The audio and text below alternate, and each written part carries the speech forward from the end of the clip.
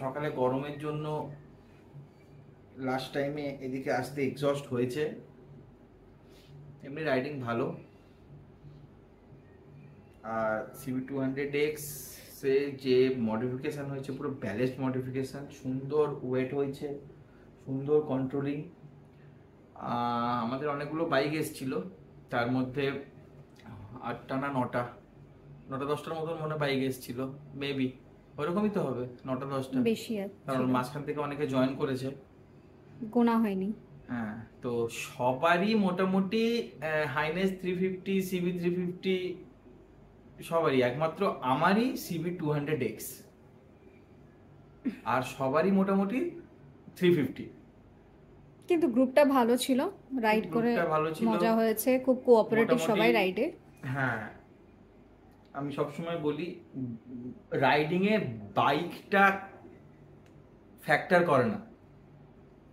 হয়তো কিছু বাইকে কমফোর্ট বেশি, ইঞ্জিন পাওয়ার লো, বা ইঞ্জিন পাওয়ার বেশি, কমফোর্ট কম, কমফোর্ট বেশি, সব কিছুই কন্ট্রোলিং কম বেশি, কিন্তু রাইডিংটা সম্পূর্ণ ডিপেন্ড করে রাইডারের উপর, তার টাইমিংয়ের উপর।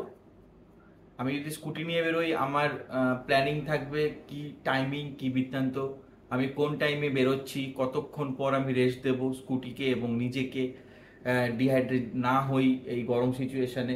সবগুলোই ডিপেন্ড করছে রাইডারের ব্রেনের উপর এবং টাইমিং ক্যালকুলেশনের উপর, ঠিক আছে? স্কুটি নিয়েও লাদাখ যাওয়া যায়, মোফেড নিয়েও লাদাখ যাওয়া যায়, ঠিক আছে?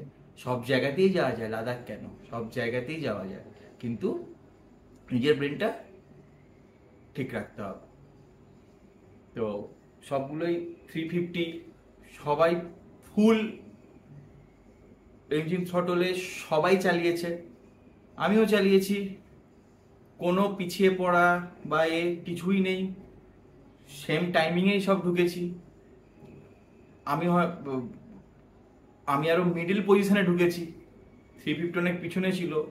এটা রেসিং না, কে সামনে কে পিছনে, কে আগে কে পরে, ঠিক আছে? একটা ডেস্টিনেশন থেকে শুরু, একটা ডেস্টিনেশন শেষ, তার মাঝখানে অনেক টাইমিং থাকে।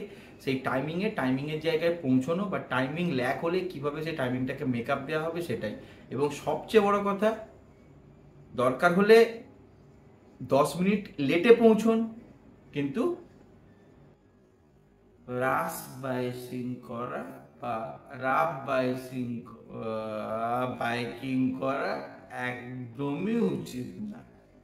দরকার হলে 10 মিনিট লেটে পৌঁছন কোনো জায়গায়, এটা কোনো রেসিং হচ্ছে না ল্যাপ যে আপনি টাইমিং ল্যাগ হয়ে গেলে যে আপনার পয়েন্ট কাটা যাবে, এসব কিচ্ছু না। রাইডিংটা এটাই রাইডার আর রেসারের মধ্যে তফাৎ। রেসিং আলাদা জিনিস, রাইডিং আলাদা জিনিস।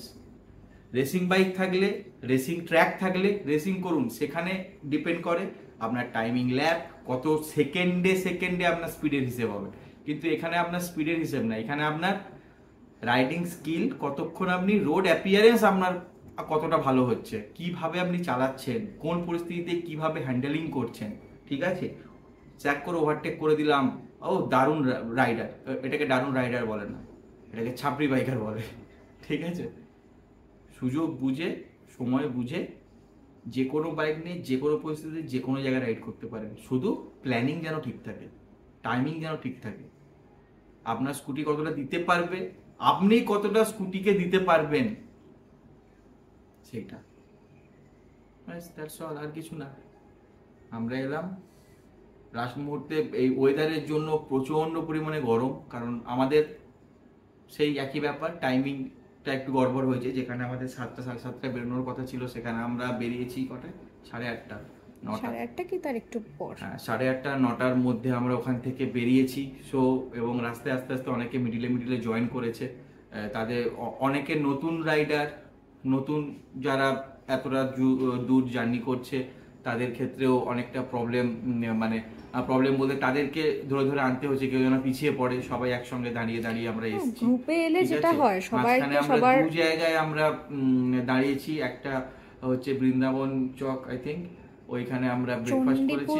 বৃন্দাবন চক না, ওটা মানে চণ্ডীপুরের পরে মনে হয়, পরে না আগে, যাই হোক খেয়াল পড়ছে না। তো বৃন্দাবন চকে আমরা ব্রেকফাস্ট করতে দাঁড়িয়েছিলাম। তারপরে নেক্সট আমরা কোনটায় হন্ডা শোরুমে দাঁড়িয়েছি, ব্যাস তারপরে একদম এখানে। তো এই হচ্ছে ব্যাপার। তো ওই টাইমিং ঠিক থাকলে সবই ঠিক থাকবে। যেটা আমাদের 10টা-11টার মধ্যে আমরা এখানে ঢুকে যাওয়ার কথা ছিল, সেটা আমরা এখানে ইন করেছি কটায়, 12:30, পৌনে একটা পৌনে ওইরকম। একটা ওরকম। আর যারা সামারে যারা রাইডিং করছে, হয়তো কেউ এখান থেকে এইখানে হয়তো সামার, যেখান থেকে সোর্স পয়েন্ট থেকে, স্টার্টিং পয়েন্ট থেকে, হয়তো স্টার্টিং পয়েন্ট যেখানে আপনার হোম টাউন বা যেখান থেকে আপনি স্টার্ট করেন সেটা, সেইখানে হয়তো সিচুয়েশন সামার, বা অন্য জায়গায় হয়তো তখন ঠান্ডা আছে। তো সামারে যারা রাইডিং করছেন তারা সবসময় চেষ্টা করবেন আর্লি রাইড করতে, আর্লি মর্নিং, ঠিক আছে? আর যখনই কোনো রোদ, মানে যখনই রোদটা আসবে, মানে 9টা-10টা নাগাদ কি 10টা নাগাদ যখন চরম রোদটা আসবে, কোথাও স্টে করে যান, 2-3 ঘন্টার জন্য থাকুন, সেরকম টাইম ক্যালকুলেশন করে বেরোন। তো ওই মাথায় রোদ নিয়ে, কারণ ওতে ডিহাইড্রেটের প্রচুর ইস্যু থাকে। বাইকে চলতে চলতে ডিহাইড্রেট হওয়া মানে মারাত্মক বিষয়, মারাত্মক বিষয়। তো সেই অনুযায়ী আপনারা ক্যালকুলেশন করুন, করে আপনারা বেরোন, তাতে কোনো ক্ষতি নেই। দরকার হলে যে রাইডে হয়তো আপনার লাগবে 2 দিন, যদি আপনার মনে হয় আমার বাইক যেভাবে যায়, আমি যেভাবে অভ্যস্ত, বা যেভাবে আমার রুট প্ল্যানিং আছে, টাইমিং প্ল্যানিং আছে, সেখানে হয়তো আমার 3 দিন লাগতে পারে, লাগুক 3 দিন, যান, সেইভাবেই যান। আপনি আহ, আপনি ধরুন রবিবার দিন বেরোলেন, সোমবার দিন পৌঁছানোর কথা, সেখানে আমরা মনে হলো মঙ্গলবার দিন পৌঁছবেন। সোমবার দিন 2 ঘন্টা চালালে যা তেল পুড়বে, মঙ্গলবার দিনও 2 ঘন্টা চালালে সেই তেলই পুড়বে, ঠিক আছে? কিন্তু শরীরটা মানে মঙ্গলবার, মানে সোমবার যদি আপনি 11টার সময় 2 ঘন্টা রাইড করেন, 11টা থেকে 12টা থেকে 1টা, সেখানে শরীরের যা অবস্থা হবে, সেটা মঙ্গলবার দিন যদি আপনি ভোরবেলা 2 ঘন্টা করেন, সেই অবস্থা হবে না, অনেক বেটার থাকবেন। বিষয়টা এখানে, বিষয়টা এখানে। তো সেই অনুযায়ী যান, নিজের বাইকের ক্যাপাসিটি, ইঞ্জিন, সমস্ত। কেউ হয়তো হিমালয়ান বা টুরিং, মানে proper touring bike, proper adventure bike নিয়ে যেখানে হয়তো 2 দিনে করে আসছে, সেখানে আপনার 3 দিন লাগুক কি 4 দিন লাগুক, তাতে কি এসে যায়, যাচ্ছে তো ডেস্টিনেশনে। অনেকে অনেক বলবে যে না আরে 2 দিনে আমি ওটা একদম মানে ঘুরে এলাম, তাতে কি হয়েছে? এখানে 2 দিনে ঘুরে আসা, 3 দিনে ঘুরে আসা না, আমি একটা জায়গা থেকে একটা জায়গায় পৌঁছচ্ছি, ঠিক আছে? আজকে আমরা রিল দেখি, যে লোকটা, যে ছেলেটা, যে রাইডারটা লাদাখ যাচ্ছে স্কুটি নিয়ে, ঠিক আছে, সে যদি এরকম ভাবতো, সে কিন্তু স্কুটি নিয়ে লাদাখ পৌঁছতো না। আমরা কিন্তু আজকে বসে তার কথা কিন্তু বলি যে স্কুটি নিয়েও লাদাখ যাওয়া যায়, ঠিক আছে? আমরা হয়তো মুখে বলেছি এটাকে, না না সব গাড়ি নিয়ে যাওয়া যায়, কেন যেতে পারবে না টাইমিং, সে কিন্তু গিয়ে দেখিয়েছে স্কুটি নিয়ে। ব্যাপারটা এটাই, সব সব কিছুই করা যায়, কিন্তু ওই যে বললাম শুধুমাত্র টাইম, এটাই হচ্ছে ব্যাপার। আর গ্রুপ রাইডিংয়ে গেলে চেষ্টা করবেন যেন সবার সিসি কাছাকাছি থাকে, না হলে কি একজন আরেকজনকে ক্রস করে কি হয়, আর পিছিয়ে পড়ে, তখন কি টোটাল টাইমিংটা অনেকটা স্লো হয়ে যায়। যেন সেটা কাছাকাছি যেন একটা সিসি থাকে, কাছাকাছি যেন একটা সিসি থাকে। এরকম নয় একদম আপনি স্কুটি আসছে পাশে আছে রয়্যাল এনফিল্ড, এরকম যেন না হয়। কিন্তু এটাও খুব ভুল কথা, এটা যদি মানে এটা অনেকগুলো গ্রুপ যদি থাকে, ধরুন আপনার বন্ধু হিমালয়ান নিয়ে যাচ্ছে, কি আপনার বন্ধু